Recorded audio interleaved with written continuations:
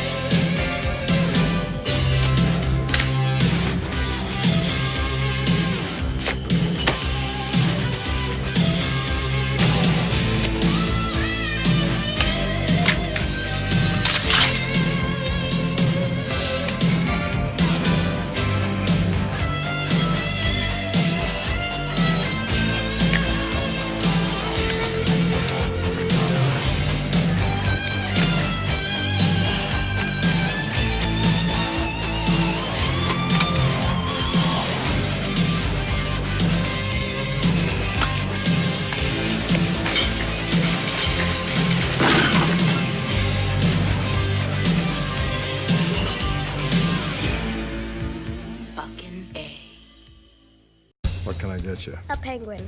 It doesn't have to be alive. I traveled all the way across the country to rob a charity. Keep it down. What's it been, 15 years? Mom. You still hit like your daddy. Grandma Willie. Is this your spawn? Do I look like I made him? If this ain't fetal alcohol syndrome, then what is it? Damn. Bad Santa 2, rated R, Thanksgiving. You know, I do wonder if it says a lot when you have the first Bad Santa, a really good, funny movie, directed by a guy named Terry Zwigoff, who did stuff like the interesting documentary Crumb about the cartoonist. And then you go to a director like Mark Waters, who did shit like Mr. Popper's Fucking Penguins, or Vampire, or Ghosts of Girlfriends Past. Oh, but he did Freaky Friday or Mean Girls. Well, I'm sorry, I don't think of Freaky Friday and Mean Girls to direct fucking Bad Santa 2. Maybe that's just me. Anyway, this is Matt once again. Welcome back to another review. This is another paid request from DavieVids. Thank you so much. For anyone who wants to request any type of reviews of movies or something else, topics, reactions, whatever type of video you request, either directly to my PayPal or send it by that, or join my Patreon. Both things are down below in the info box. I'll get to them as soon as I can. Now, by the point of this review, the first film should be reviewed, and I love the first Bad Santa. First Bad Santa, I think, is funny, it's hilarious, it's still got some heart to it, as well as, yeah, there's some stuff that was raunchy, but I felt like there's a lot more heart, and the raunchy was more of the audacity of just how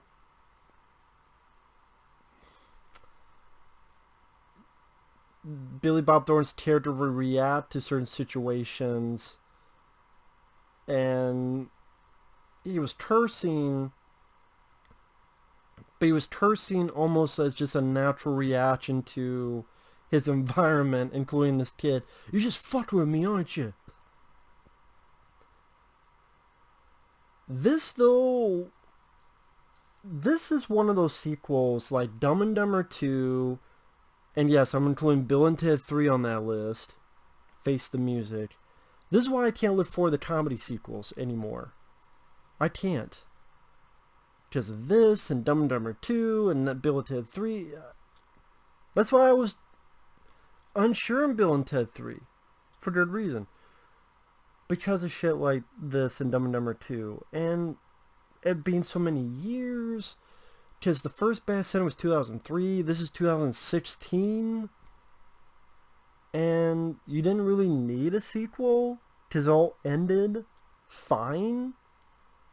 And this kind of retroactively goes, oh, well, that possible family unit, nah, that didn't work out.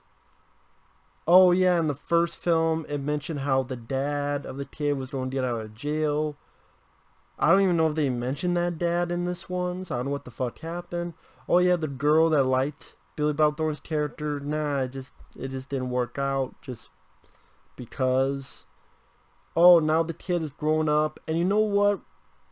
When the kid was doing that stuff as a kid, it was funny, and it was kind of innocent, and I don't know what, naive, but yet this, the lights aren't working, there's no one home, but there was a sort of innocence that made it work. But when you see that in a 20-some-year-old body, it's more creepy. It's more sad. And it's more depressing. And also at the end of the first Bad Santa, it seemed like he was going to work it out. Like when he fights the bullies, and then he's leaving on the bike, and he does this. Okay, that's sort of the first step of he'll get better, something will happen. No. Because, hey, it's a sequel, we gotta have that same dynamic, but only it's just a lot more sad and creepy than funny because the kid's 20-some years old, and yet he's talking about how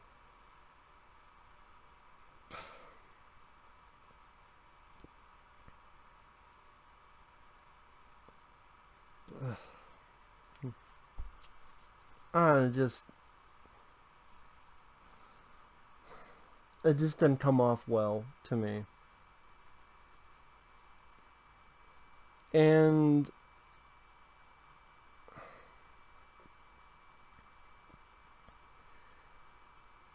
the reason I'm pausing so much is that, yeah, Billy Bob Thornton coming back. I liked him as an actor. Tony Cox comes back for some weird reason. Even though he tried to kill him in the first film, they even mention that. But it's like, oh, well, I'm getting you in on this job. And then you have Kathy Bates, who plays Billy Bob Thornton's mom, who keeps calling Billy Bob shitstick. And this is a movie that seemed really, truly gun-ho to have this dialogue that's just, well, we gotta be bigger, we gotta be grosser, we gotta be so offensive that you're gonna laugh because, oh my god, the audacity that they said that. And it's like, it didn't feel natural, it felt forced, and it just felt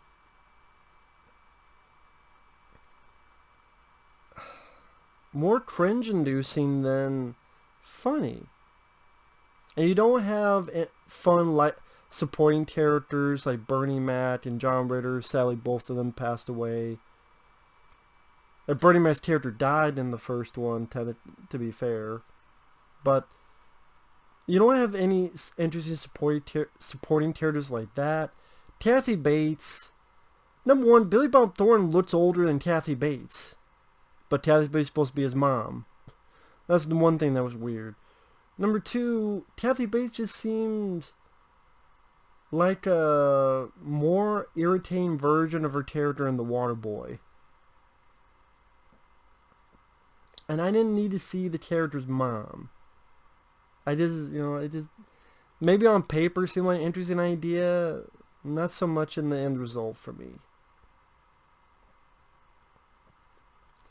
And also, when you watch the first one and you go immediately into this, you go, wow, that first film I guess was pointless. That's one of the things I get fucking tired of these sequels. And yes, I know, sometimes I can overcome it. Where I love Nightmare on Elm Street Part 4. But one of my issues is the fact of what they do to the film Elm Street 3. But it doesn't mean like that's something that should be, you keep fucking repeating in sequels where you make the previous film kind of pointless. Oh, happy endings are bullshit. The romance with that lady is gone. He tries to kill himself. the 8-year-old kid, what he was doing was kind of cute. Now it's just creepy as a grown man. Like, the kid was told something because he works at Subway. And something about putting butter on his hand. He's like, told me to put butter on my hand, but that's stupid. You put butter on food. Hand isn't a food. I'm like, is today when you don't pop my cherry? What? Pop your cherry? I said I did your cherry popped. And it's like, maybe on paper that could seem funny, but again, I think it's just when you look at this kid, again, what if you like the first film, just seeing him is just fucking sad. It's more depressing than anything. Let's say this movie's more depressing than funny to me. And you know, I am getting the Santa suit again.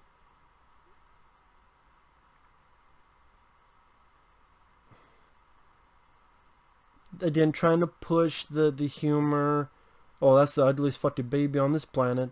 Well, I guess the abortion didn't take. Well, my pussy is colorblind. Get up in there, little sperm. When Billy Bob Thornton's in jail, and a guy's like, I always wanted to fuck a Santa. And so Billy Bob goes, well, I always wanted to shit on a tattooed dick, so we're perfect. I was trying to be so hard to be graphic and trying so hard to be that just like, that's how a lot of comedies do that, whether visually or by dialogue. They try so hard as just, maybe at this point you hear that kind of shit so much it becomes, I don't want to say redundant, but it just becomes not nearly as shocking. You get, there's a certain word I'm looking for. You're settled on it. You get, I can't think of the word, but you get used to it.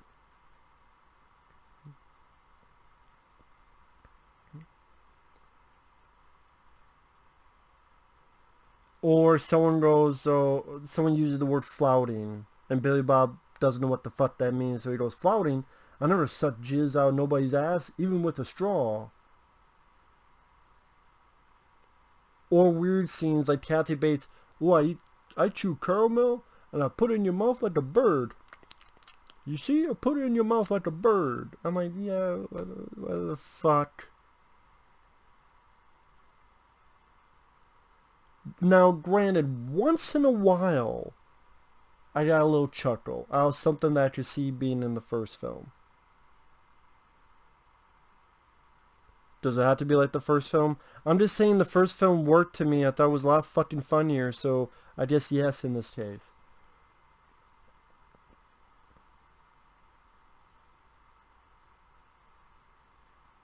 Like when he's in the Santa suit and the kids are coming up talking to him, like this kid says something and Billy Bob doesn't understand, and the way he goes, what?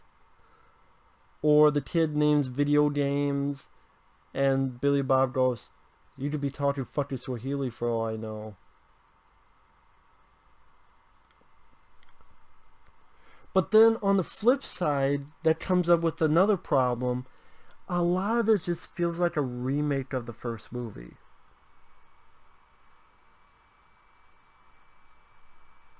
So yeah, while some of the jokes that seem in the spirit of the first movie works, that doesn't mean I want the entire fucking plot, setup, and nature to be just a remake of the first. Where, once again, he's with Tony Cox. Once again, he meets a woman who gets turned on by fucking him. Once again, fucking women in the ass. Once again, dealing with this kid who's not all there, only now he's grown. Once again, partner fucking him over. Once again, dealing with the cops. And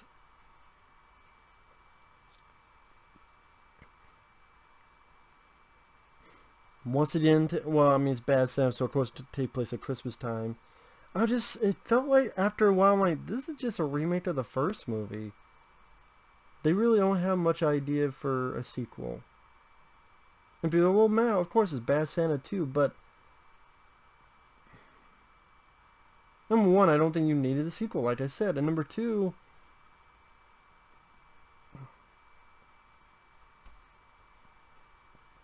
but maybe a sequel where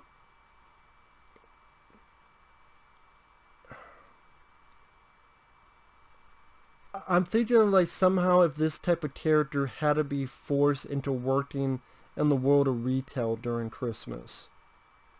But somehow the boss either liked him or was so stupid or oblivious would never fire him. So just the fact of Billy Bob's character being some kind of retail business with Christmas rush, and instead of, and the bad Santa's like, well, you gotta wear these suits for Christmas. You gotta be fucking kidding me. But he still keeps the job because of the kid, he wants to help them because deep down he's sweet, but he still has that gruff exterior.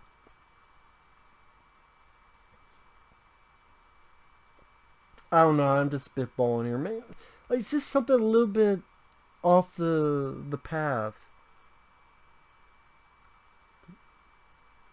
Instead, you get either stupid lines like the kid, 20-year-old now, going, I didn't poop for 2 weeks, for 4 weeks. I went, my God, he got dumber as he got older.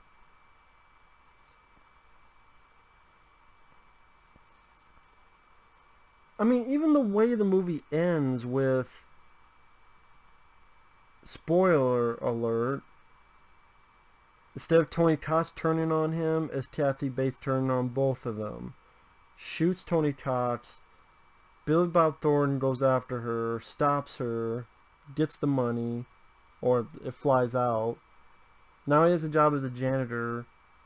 Sees Tony Cox in the hospital, and because of what Tony Cox did to him before, the last scene is him putting his fucking balls on Tony Cox's face and taking pictures of it. Teabagging him all over the place. And that's what the movie ends. Billy Bob Thornton's character's balls in pictures with Tony Cox's face. And that right there kind of sums up what kind of movie it is. Like, the way the first film ends, it's actually finishing the story where, oh yeah, this kid has grown somewhat. And even the way the music's used during that scene, and the kid gives the middle fingers, like, okay, it's funny, but it's also kind of heartfelt. That's saying, like, this film doesn't have a heart to it. Which, one of the things that makes the first film work. And it's either just being somewhat a remake of the first film, or just being so honed in on gross, that it just, things get diluted, and you get, again, I can't think of the fucking word I was thinking of. You get used to it. You get desensitized. That's what I'm looking for. You get desensitized to it.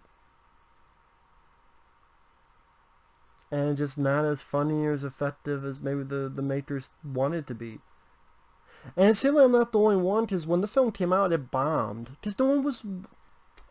People liked the first Bad Santa. That didn't mean they wanted a sequel. And the marketing didn't sell it. Because it wasn't a good movie, in my opinion.